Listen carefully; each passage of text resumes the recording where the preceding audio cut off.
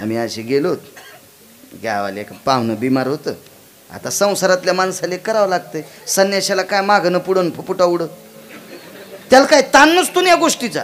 संसारिक माणसाला या गोष्टीचा ताण असतो. त्यानं जर कोणाची तर नाही जावं तर तुझ्या पोरीच्या लग्नाला तू चट्टा, असं काही नियम असतात ना, बांधिलकी असतात, जावं लागतं. एक पाहुणं बिमार पडलं, मग आम्ही गेलो. तर नेमकंच लग्न झालं, 2-4 महिने झालते. आणि मग गेलो. ती लग्नातली चप्पल ती टाचाची तशीच होती.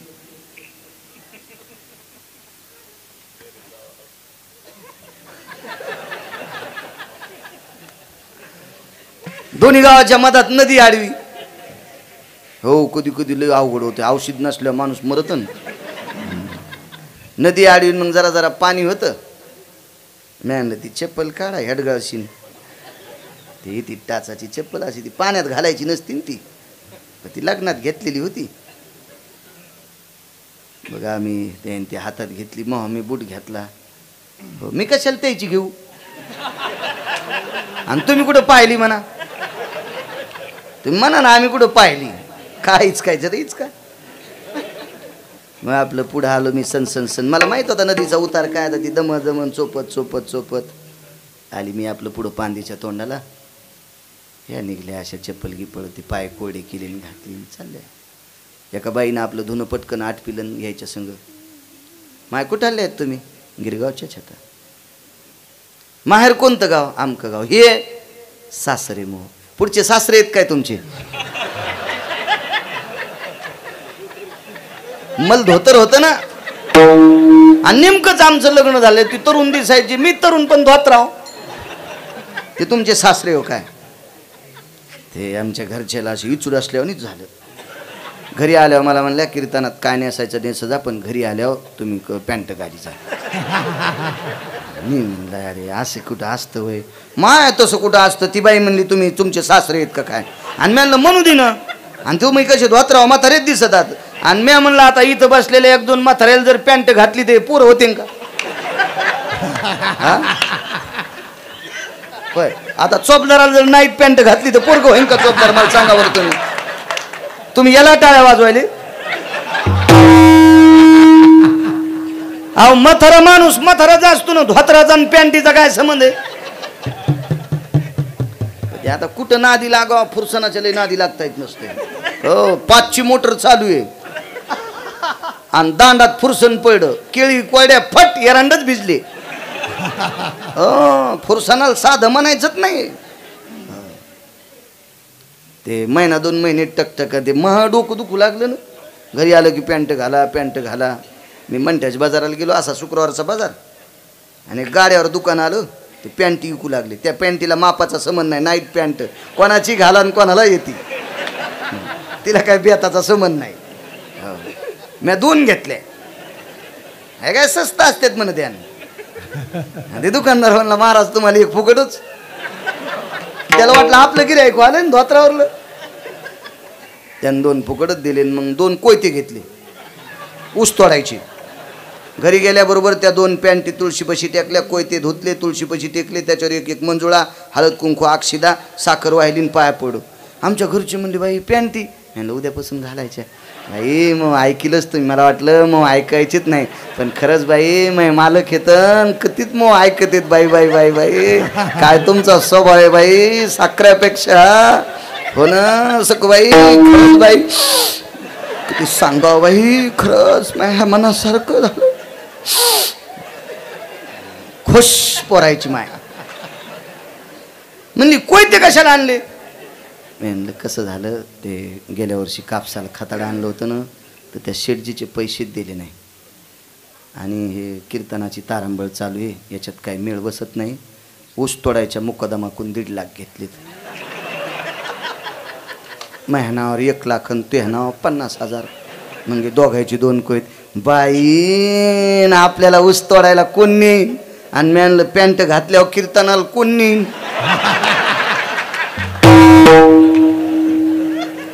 झाले त्याला 7.5 वर्ष, अजून पॅन्ट सपनात पण नाही पोरायच्या माहिती. हो हो हो, मी आमच्या पोराच्या पॅन्ट ती फेकून द्या, तुम्ही नका हातात घेत जाऊ. एका इंजेक्शनातच नीट औषध असलं की माणूस वाचत बघा. विठाला विठाला शास्त्र म्हणेल ते सांडावे, ते राज्य ही तृण मानावे. आपल्या संप्रदायात जे उपास आहेत ते मान्य, जे व्रत आहेत ते मान्य. काही करतात लोक, करत जावा. वारकरी संप्रदायामध्ये देवीला मान्यता आहे. स्वर्ग मृत्यू पाताळ, स्वर्ग मृत्यू पाताळ महिना बघातीला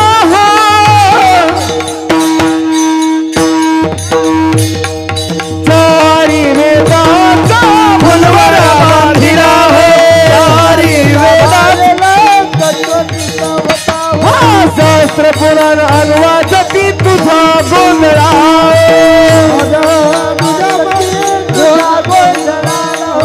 उठो बोला उठो बोला उठो बोला उठो बोला उठो बोला कृष्णबाई माऊलीचा हो. उठो बोला उठो बोला उठो बोला कृष्णबाई माऊलीचा हो. उठो बोला उठो बोला कृष्णबाई माऊलीचा हो. उठो बोला उठो बोला उठो बोला कृष्णबाई माऊलीचा हो.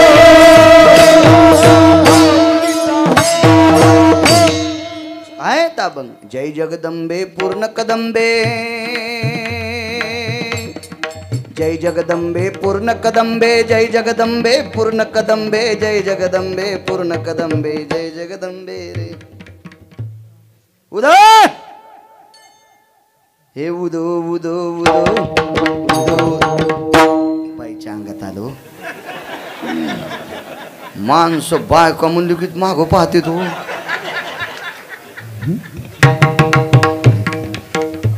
असू द्या देवीचा उपासक, ताण नाही. पण ज्ञानोबर आहे तुकोबर आहे सांगते तशी उपासना. हो मा एक संघ आम्ही शाळेत शिकायला होतो चारठणला. मी 7वी पर्यंत शिकलो मनोहर भाऊ, पुढे नाही शिकलो.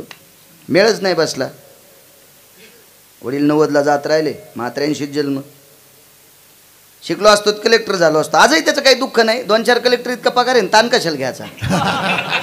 त्याच्यामुळे मी हा पण बाकीचे शिका, माय नादी लागू नका. मग बरं होतं ज्याच्या नशिबाचा जोर त्याचा कोंदा खांदी चोर. तुम्ही फुटाने तन बस स्टँडला शिका. शिक्षण वाघिणी झोदू दे. शिक्षण लय गरजेचं आहे, शिकायला पाहिजे. आणि मग काय सांगू लागलो. हा 4 ठण ते सोबत आमचे मित्र शिकाय हे बी होते ना 4 ठण बरेच दिवस. आणि मग ते आमच्या सोबत मित्र शिकायला आणि ते देवीचा उपासक. त्याच्या गावाला मी कीर्तनाला गेलो म्हणे जेव्हा महाराज. ते म्हणले कीर्तन झाल्यावर जेवण. तुम्हाला उपास नाही का? मग इचकायला. मी म्हणलो मी 1 दिवसाचा धरीत असतो. देवी होमातून निघायच्या आदल्या दिवशी धरायचा आपला. नाही म्हणे मी 9 दिवस धरतो. त्याच्या उपासाला भेंडर. मी म्हणलं या भेंडे कशा खातून? नाही म्हणला देवीला जमतात. मी म्हणलं तू दे शेळी गिळी एक काय हा असे भेंडरण फेंडरण कसे जमतील देवीला? काही नाटक हो. अगं नाही म्हणे महाराज आपण 9 दिवस काहीच खात नाही. त्याच्या बायकोला म्हणलं बाई काय नशिबवान मावली आहेस तू. 9 दिवस उपास धरतो महामित्र आणि तुला मालक भेटला. म्हणे महाराज तुम्हाला काय सांगायचं, हे 9च दिवस उपास धरते. दसरा झाला की घोरपडी धरीत.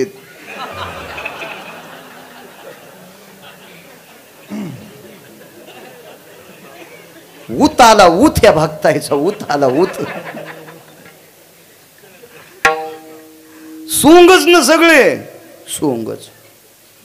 असा एक जगदंबेचा भक्त केली भक्ती त्यानं टोकाला गेली आणि मनोहरबुवा देवी प्रसन्न झाली आणि त्याला परीस दिला. काय वाण न पुरे वाणी. टाइम संपला का? हे संघचे माणसानं खरं बोलाव ना. हा हो आणि मोठमोठाली माणसं पडे ना ते संघच्यामुळेच पडेत बघा. हा हो दुसऱ्याला दोषच द्यायचा नाही. संघचित पाडीत येत माणसाला.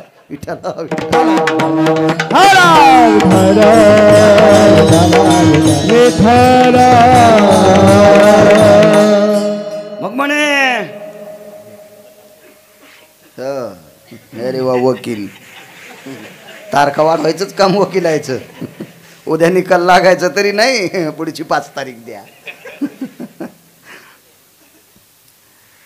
जगदंबेने परीस दिला, परिसा भागवत.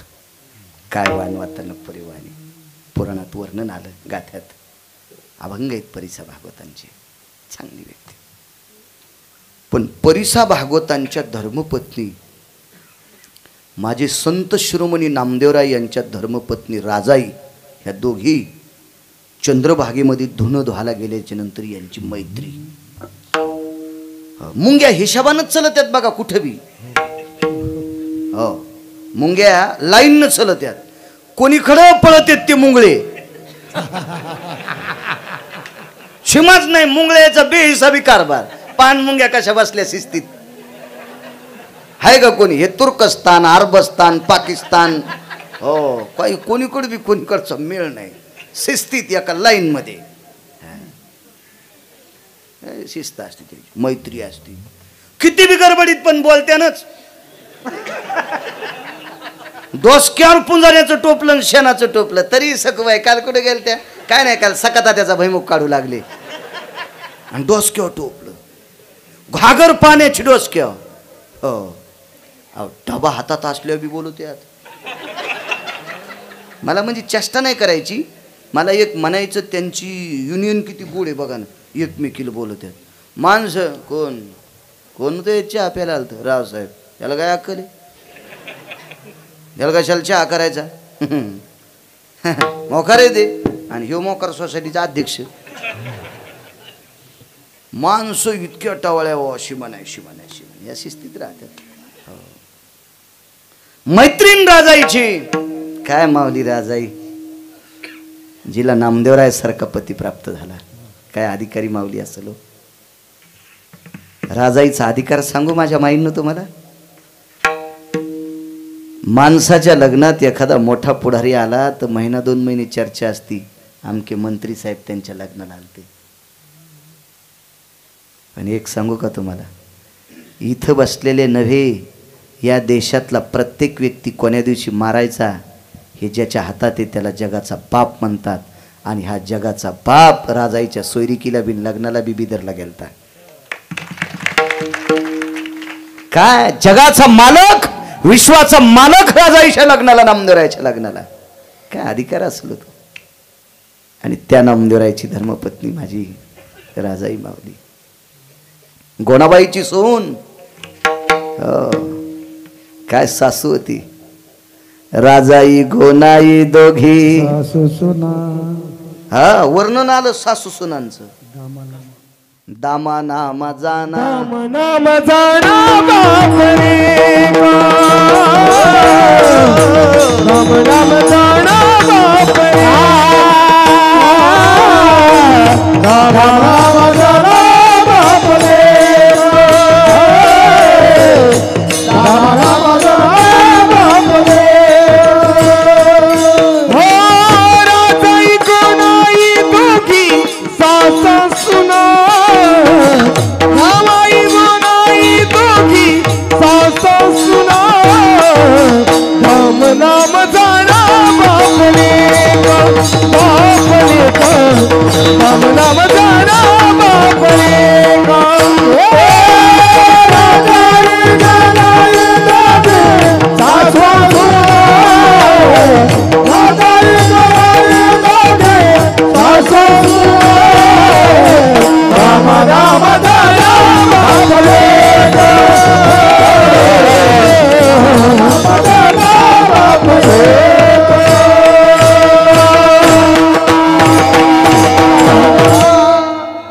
काय बापलेख, काय सासा सुना.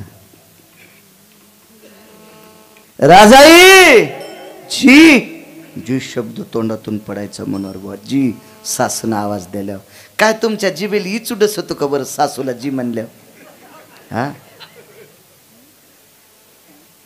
सकाळी गिरगावकर मरण म्हणते मरमाय मेले आम्हाला लय बोलायलाच कीर्तनात. बोला जाण सासूला जी.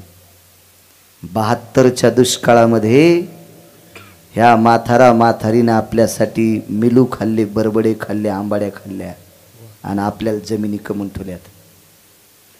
त्याचे आशीर्वाद जर ठेवायचे असतील तर त्यांचा आदर करा. मोठ्या माणसाचं वाक्य मनोहर बुवा, संपत्ती टिकण्यासाठी वाडवडिलांचा आशीर्वाद लागतोय. ज्या वाडवडिलांचा आशीर्वाद ज्याच्या पाठीमागं नाही ते 100 एकरवाले नाशिकला गट उचलायला गेले. विठाला विठाला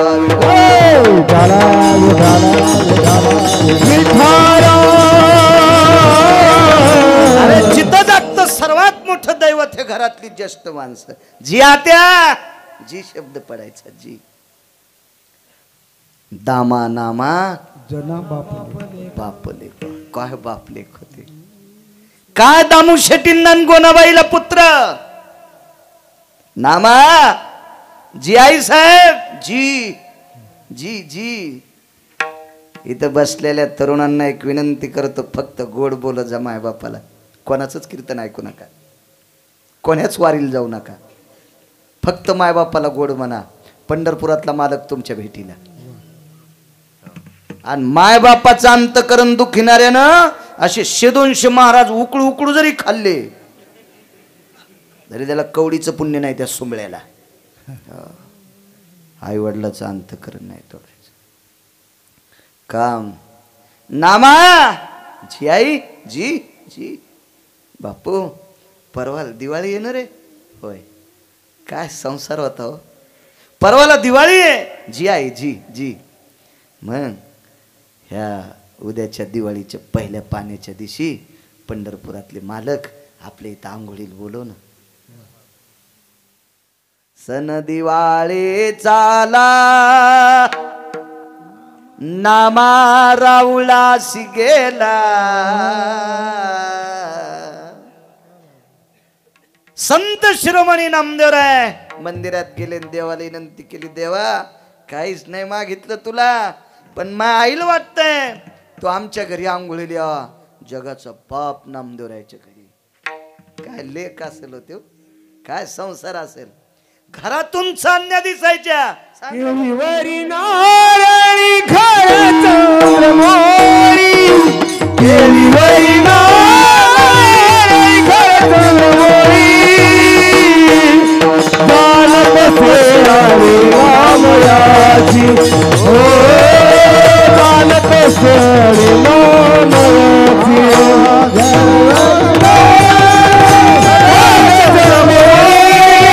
केळीवरी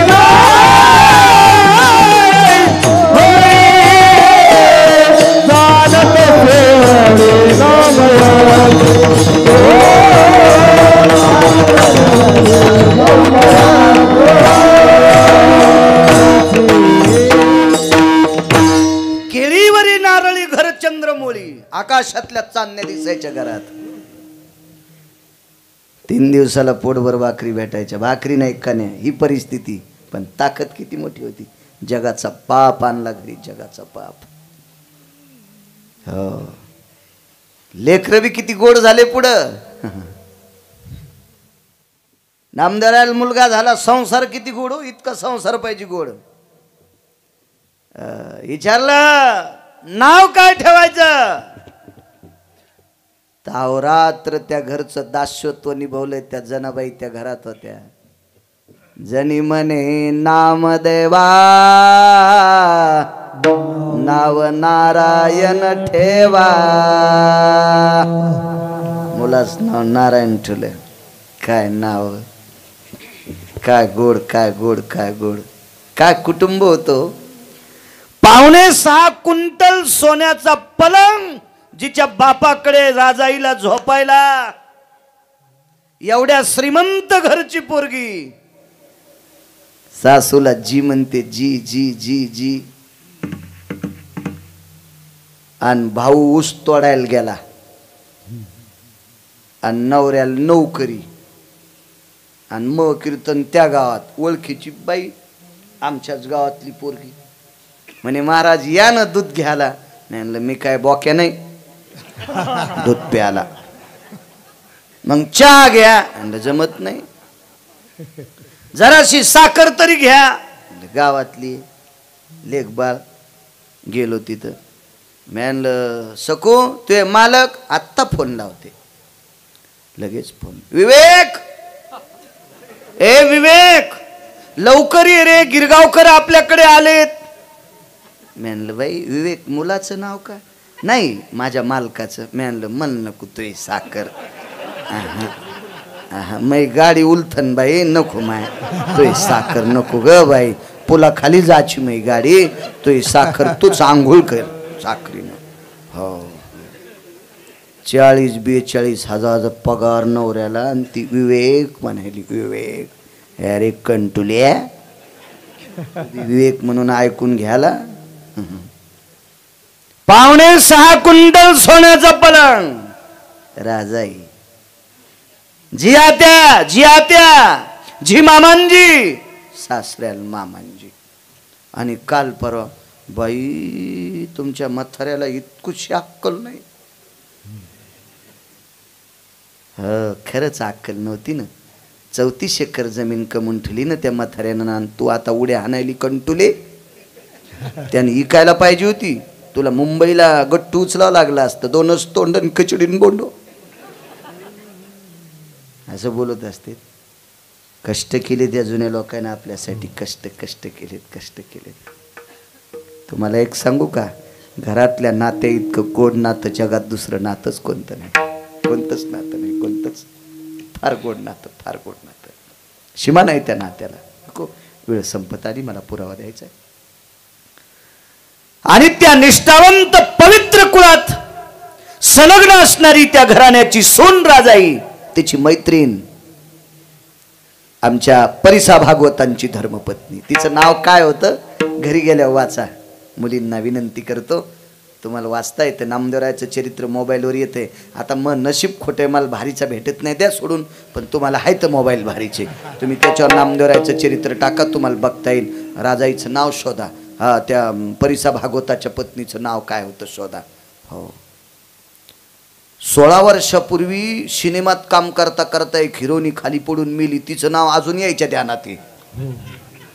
हो पण हे नाही ध्यानात राहायचं. हे असाच तर बाजार झाला ना. लांबी रुंदी खूप वाढली पण खोली वाढच ना. खोली वाढायला पाहिजे. हा सुधारणा व्हायला पाहिजे, महत्वाचा विषय.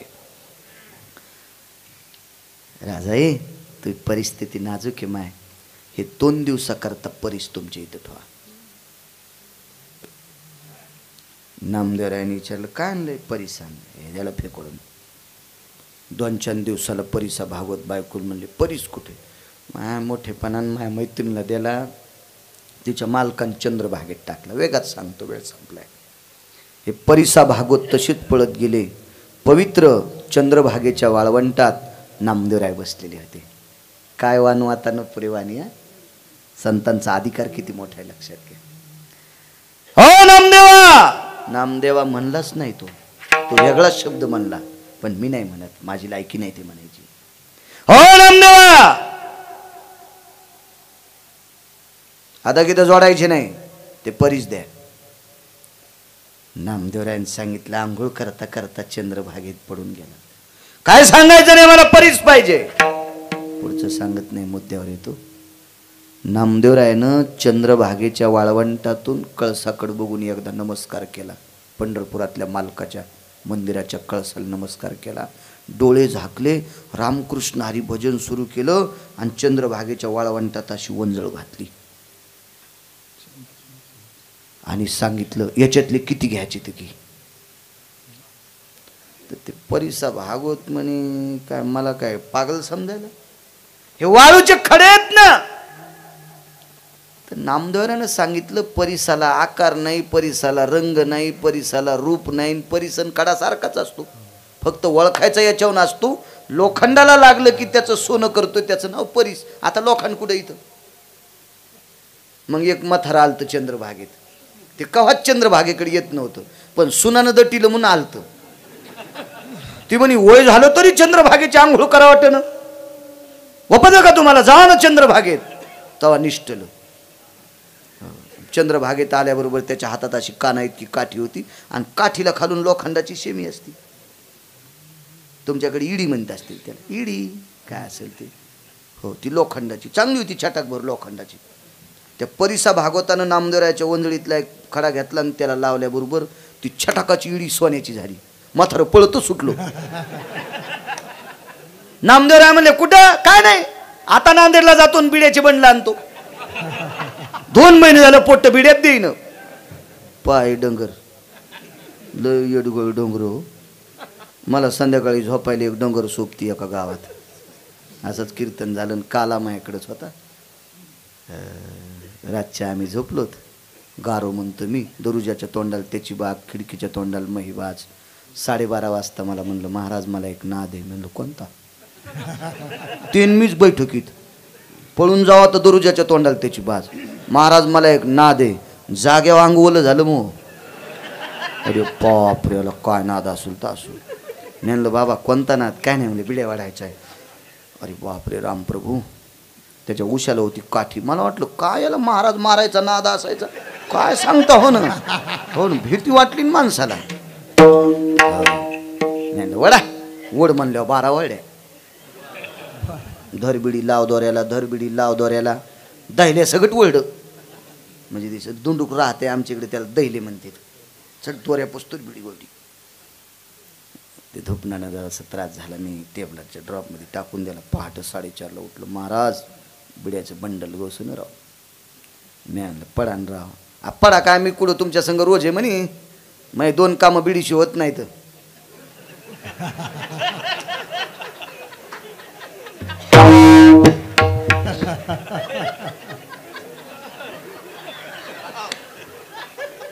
इतके हलकट माणसं, इतकं पवित्र शरीर बिडीच्या ताब्यात.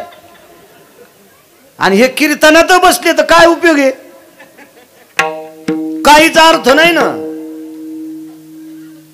कीर्तनाला गेलतो उलटी दुसऱ्याची जागा खराब केलीस तो जाऊन. काय करायचं जाऊन. काही माणसं कीर्तनात मग जेसीबीचा हात मारात घालायचा आणि मग सतरंजीच्या खाली म्हणजे दुसऱ्यानं बसलं की त्याच्यात धोत्राला टाक. अशी काही चवणे माणसं. काय उपयोग आहे? माझ्या लहानपणी कीर्तनकार असे काही गाड्याच्या सुविधा नव्हत्या. बैलगाड्याने याची लोक ऐकायला ह्या दिवसातली कीर्तन ऐकून जाचन जाताना कंसाचं बाटूक उपटून न्याचं साठाभर म्हणजे दुसरीची काशी. काय काय काय काशी करणार माणसं. काशी 2 प्रकारची बरं का. एक खरंच काशीला जाते तर एक दुसऱ्याची काशी करते. एक जण म्हणला मग काशी झाली. म्हणलं हो, ज्यानं संघ नेलं त्याचे तिकिटाचे पैसेच दिले नाही तो त्याची काशी केली. अशी काही काशी करणार असो. मग मला दया आली. मेंदू होती घ्या त्या टेबलाच्या ड्रॉपमध्ये. नेमकी दिवाळी झाली ती. आणि त्याच्या नातवानं म्हाताऱ्याच्या वाढदिवसाला वाजवायला फटाके ठुलते त्याच्यात. म्हणलं आमच्या बाबाच्या वाढदिवसाला ठेवायचे त्या गवळ्या फटाकड्या. ह्या येडगळ म्हाताऱ्यानं अंधारात बिडी म्हणून फटाकाच तोंडात धरला ना. वातिकून पेटणं थुत्तर फाटणं सगळं झालं. पण इडी सोन्याची झाली की पळालं बिडीच्या दुकानावर. आता बाकीचे ते टाकला खिशात परीस. बाकीचे खरे परीस कशाहून. एक नावाडी होतं त्याला वलय असते तर वलयाला 2 शिवळा असतात. त्या दोन्ही शिवळाला 2 टचके मारल्याबरोबर सोन्याचे. ते मला मरूस तर आयुष्य गेलं. मला नाव हाणता हाणता 2 शिवळा घेतल्या आणि गेलं घरी. हे म्हणलं आता नाही नाव हाणायची. किलोच्या शिवळा त्यान या सोन्याला भाव होता. तेव्हा कमी भाव होता पण पैसे बी येत होते तसे. त्याचं साहित्य येत होतं तसं. मग त्या परिसा भागवतानं सांगितलं नामदेवराय तुमच्या वंजळीतले किती परीस येते? प्रत्यक्ष प्रमाण परिस वाळवंट केले. आरती ते प्रत्यक्ष प्रमाण अख्खं वाळवंट परिस करून टाकलं. कोणाची ताकद आहे माहिती आहे? नामदेवरायाची. कायवानो आता नपुरे कायवानो आता नपुरे मस्तकाच्या राणी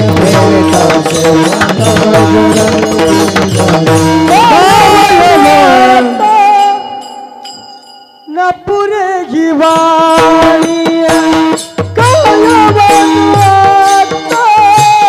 नपुरे जीवाणी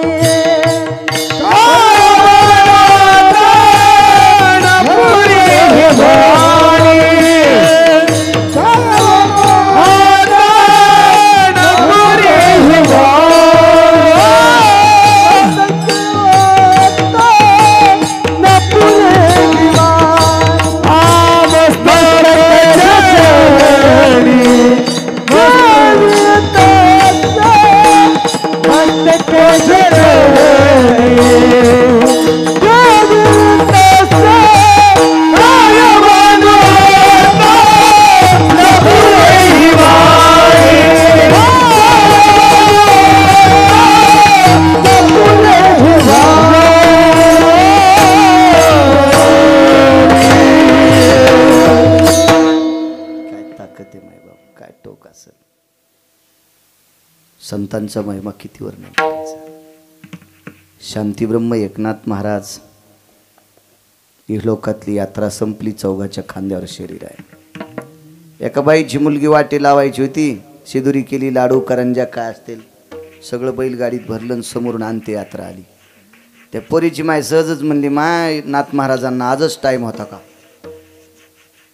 शांतीब्रह्म एकनाथ महाराज ब्रह्मांडाच्या मालकाला म्हणले, देवा माझ्या जाण्यामुळे या बाईला दुःख झालंय, मला आजचे दिवस थांबव. लगेच सुतळ्या तोडल्या, उठून बसले.